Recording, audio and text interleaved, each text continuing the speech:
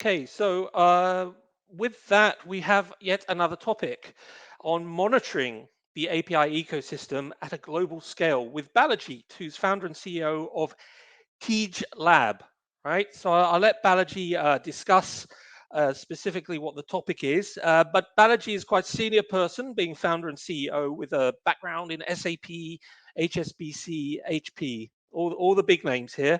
And his interest is evaluating open source trends and related to security and compliance. Um, Not sure that's doing you justice, Balajit, and if you would want to introduce yourself further, but welcome to the session. And with that, I'll hand it over to you. Before that, if we can just check your slides are up. That's all good. I can see the slides. So have fun. Enjoy the session. I look forward to it. Thank you so much, Jonathan, and thank you for the warm welcome. Um, Speaking of bio, I have a visual representation how I have traversed my journey over the past 10, 15 years or so.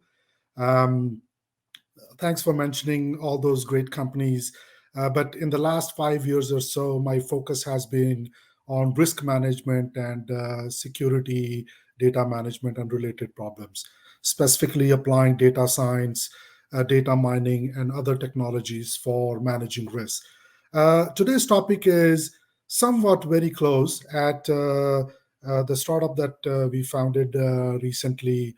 We are monitoring the global ecosystem of APIs. And there are a number of reasons why we want to do this. So I want to start with a trend that actually compares the growth of APIs with the growth of websites.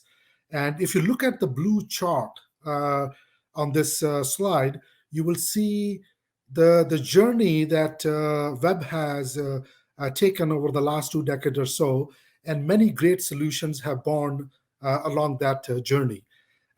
We see APIs taking the same journey, although not at the same scale and the level that they are with compared to websites. But at the end of the day, APIs are transacting data, they are providing information. We see a similar growth for them. We as a company, we are tracking these APIs at a global scale. We are looking at different vendors, we are looking at different industries, we are looking at different geographies and similar dimensions. And there is a reason why we want to do this. In an interesting piece of research that we did at TeejLab, we started to compare the growth of these APIs with open source technologies. As we all know, open source is de facto industry standard now. You talk about any solutions, there is an open source. There are communities, there are organizations that are providing these solutions. And when we compare these trends with the open source trends, of course, big players like Google, Facebook, Microsoft, they are all in the top. And you must be wondering how we are tracking these trends. One good way to look at these trend was open source projects themselves. For example, if you look at open source libraries that are available on GitHub or other publicly available resources, there is a very good chance that there could be a single sign-on API integration. There could be a social media API integration. There could be other ERP integrations. Every open source project is out there, to create value for their communities. And when we started mining this millions of lines of codes of data across different industries and open source projects we could find, this is what we find. So big war between different APIs by different vendors, but also a lot of innovative APIs by small vendors across different industries, across different geographies and other dimensions. As a matter of fact, we believe that just like open source movement has changed the software industry for betterment, APIs are doing the same thing. Although we as a company, we can see thousands of APIs already in the public space, but we believe that they will grow into millions and billions, which others have predicted as well. Every IoT device, every AI solution, every automation, will have connectors in form of APIs. So we wanted to build an ecosystem that will allow us to manage and monitor these APIs at that scale. So of course, we wanted to build machines, we wanted to build communities, we wanted to bring all those different pieces together where we can collect uh, different forms of data which we can mine to integrate different APIs. Of course, um, the problem is much more difficult than just looking at the website and figuring out whether there is an API or not. So we took a sample of the internet and started to look into how we can integrate different APIs. We did not discriminate: is it a SOAP API, is this a REST API?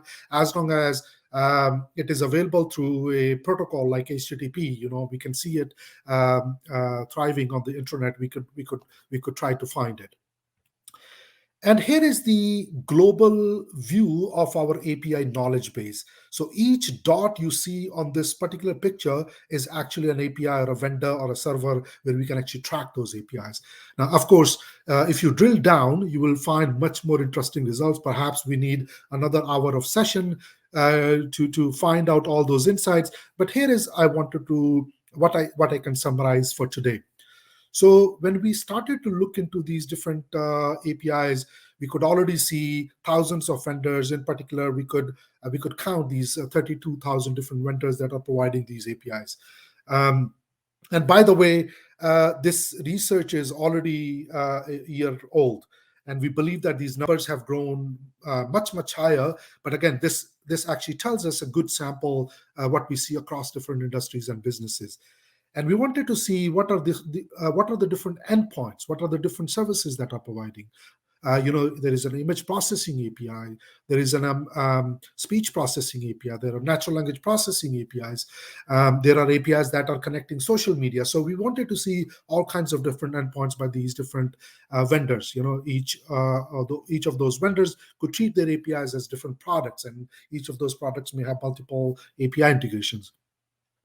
And another way to look at this and understand this huge volume of data that is being curated are the unique number of tags that we could track. That actually tells us what kind of data we could see from these APIs. So we are already hitting 1 million different tags, by which unique tags, by the way, where we can see and identify what kind of data points we are seeing in this large ecosystem.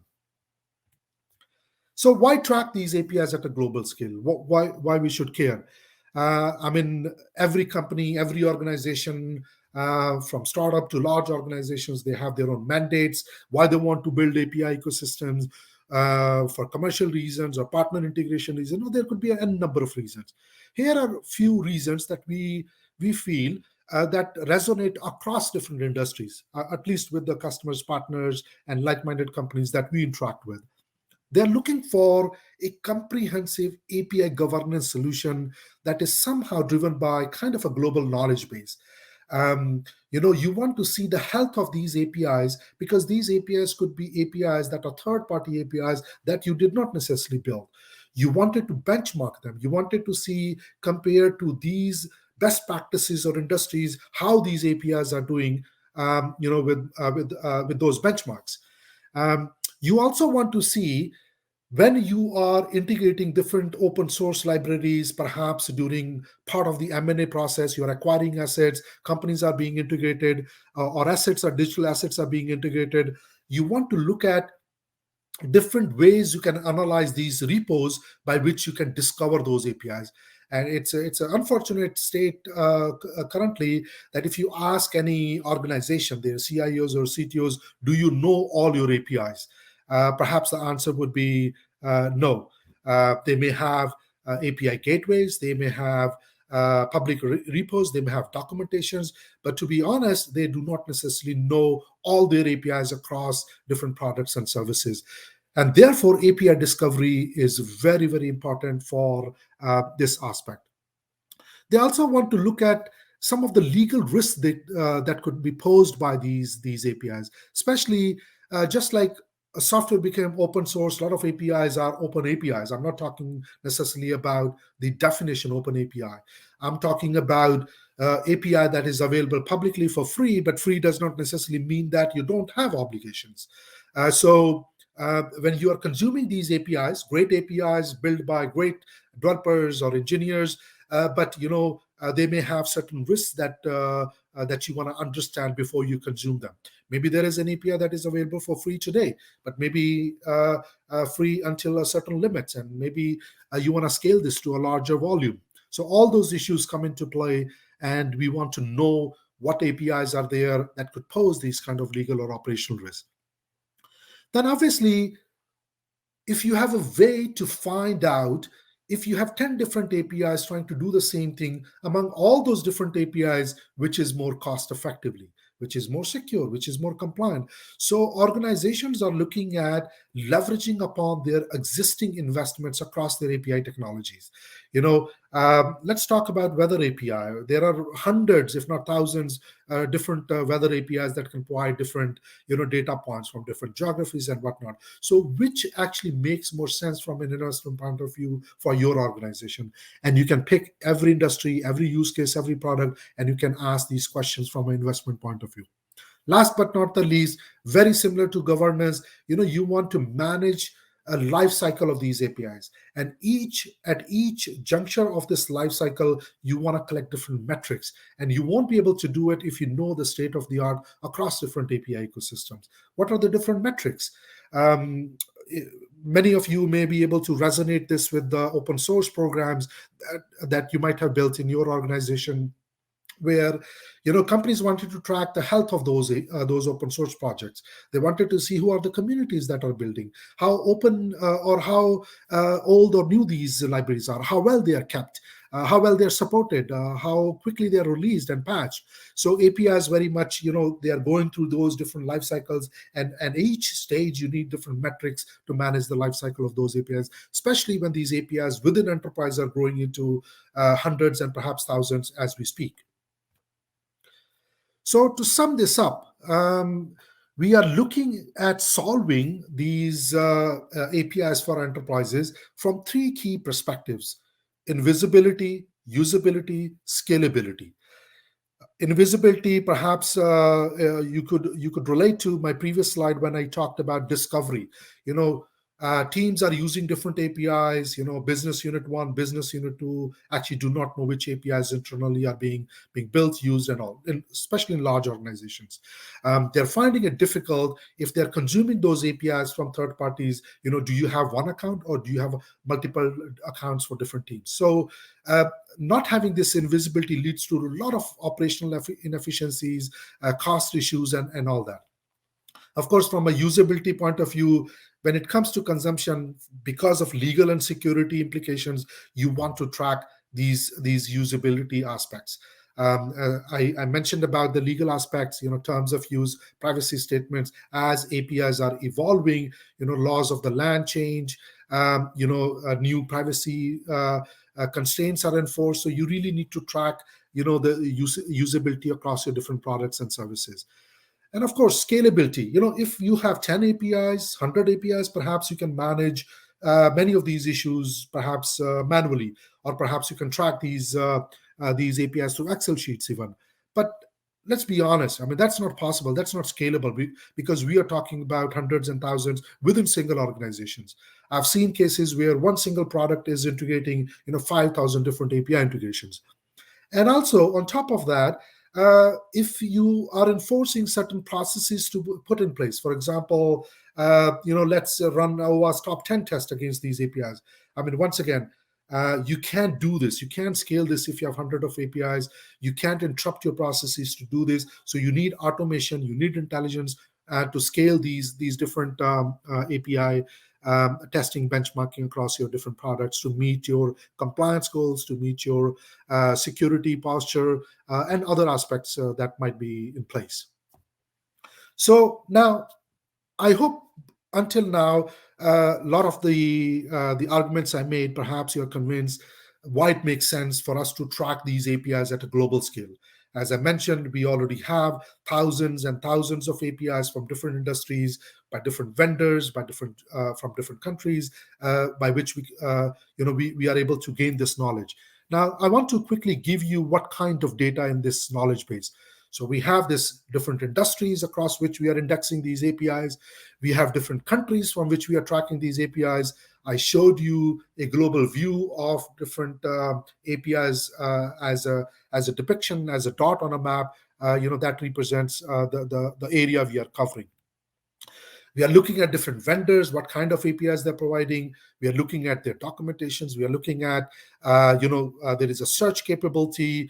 I mean, if you have those APIs at large scales, just browsing through a repo or browsing through a marketplace doesn't help you. You need powerful search engines which can be posed by natural language questions and ask to make recommendations based on what are you looking for, either from industry point of view. It's not just you are looking at APIs for a particular vendor. So you want to look into different endpoints, you want to look at different categories, you want to look at different examples, samples that we are documenting or recording in this knowledge base. And last but not the least, and also whenever possible, whenever the vendors allow us to make free API calls or sample these APIs, we can actually look at the data as well. So all of these actually help us assess the health of these APIs at a global scale. And this allows us to go a little bit one step ahead, for our customers and partners, where we can run some security test cases whenever possible, when our customers, partners allow us to benchmark their APIs across, let's say, different benchmarks like OWASP top 10 or CIS top 20, where we can see whether these APIs are secure from a security posture perspective, for example, authentication problems or authorization problems. I'm just quickly looking at the time, so I want to leave maybe 5 to 7 minutes for Q&A. But I want to summarize by saying that by tracking all these different pieces of information, we want to provide an ecosystem where organizations, partners, customers can gain coverage, they can save costs, they can reduce their risk, and build trust across their communities and partners. And with that note, I would invite questions. Perhaps, Jonathan, we can start with you if we have a few more minutes. Perhaps we can take questions starting from you or the audience. Please let me know. Okay, thanks very much, Baljeet. It's really interesting. I didn't know such a service existed. So it looks like there's been a lot of work to build up this knowledge base. Indeed, it is. The question really I have is, would this be open source? Would this be through scouring GitHub, GitLab? Or would it also be working with other forms of API? So the short answer is there is no one single way we could build this global knowledge base with help from others. So we are tracking through machines over the internet. We are tracking source code repos. We are tracking networks. So in many cases, we need like partners or like-minded organizations who are willing to contribute to this knowledge base, perhaps in an anonymous way. So the answer is absolutely. We need partners. We need organizations that can contribute to this knowledge base to help the larger community. Okay, thank you. So we do have a few questions, and let me start from the top. Okay, scrolling up on the chat. Okay, it's a little bit slow. Right. So I'll just take it from the top and work it down and try not to duplicate the questions. From Rudolph, are there any tools or standards to test APIs for vulnerabilities? For example, penetration testing. Yeah, so there are certain open source tools. You can use Burp Suite. There are other tools, including the tool that I shared. So we have built our own community platform where certain tools are integrated. So yes, there are certain services available as part of the open source community that you can use. Now, not every tool does the same thing. Perhaps you may not be able to do injection test against a third-party API. Perhaps they may not like it. But again, you can do some level of testing, you know, with these tools. But again, it really depends on the nature of the business, the what these APIs are doing, and what kind of tests you can perform. But of Yeah, course, I would say start with the OWASP top 10 test. yeah. Otherwise, it could be illegal, perhaps. And more clarification on that type of testing, not just pen testing, but also DDoS, right? Denial of service attacks. That's a great question, actually. And that is actually one of the things we are looking at. And of course, we cannot do this with all the APIs that are listed there. That wouldn't be nice. So wherever we can partner with certain organizations. One thing we check is the rate limits. Can we bombard this API to see our gateways putting out certain policies by which they can avoid this kind of DDoS attack? Of course, the moment we see we are able to run 100 calls within a second, that's perhaps not a good situation. Again, it depends on what these APIs do. If these APIs are machine to machine connected APIs, that's the part of the automation service they provide. But again, uh, DDoS is a very important test that you can perform, and there are various ways. We are also using this on this global knowledge base to see, what's the general health of these APIs when it comes to, can they be attacked, or what kind of defense mechanisms the gateways are providing. Yeah. So I hope, Rudolph, that answers your question. Okay. Um, yeah, and I guess it's also about responsibilities. Ultimately, it's the responsibility of development to have some quality assurance, to stage it, to put it into production, to manage the life cycle of their product as it reaches the users in the context of their environment, right? So one can have an API, but it can be used in many different industries and contexts. Correct, correct. And certain times, because of various DevOps reasons, you could move different DevOps environment, and policies, or some technologies could break down as you move different gateways. So absolutely. So that's a very important topic, from a security posturing perspective. So Rudolph says, thank you, Balajit. Okay. I don't think you see the chat.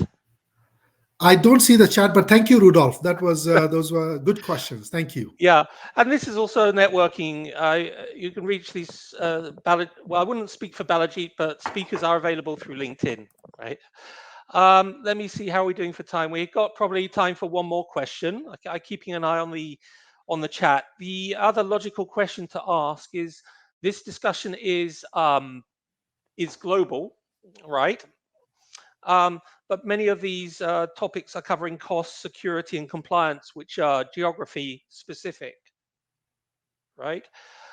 So, would your knowledge base also study, what geography, what jurisdictions specific APIs match? So, for example, I'm in India, right? The regulations may or may not be the same throughout India, but I'm Mhm. not interested in anywhere else, right?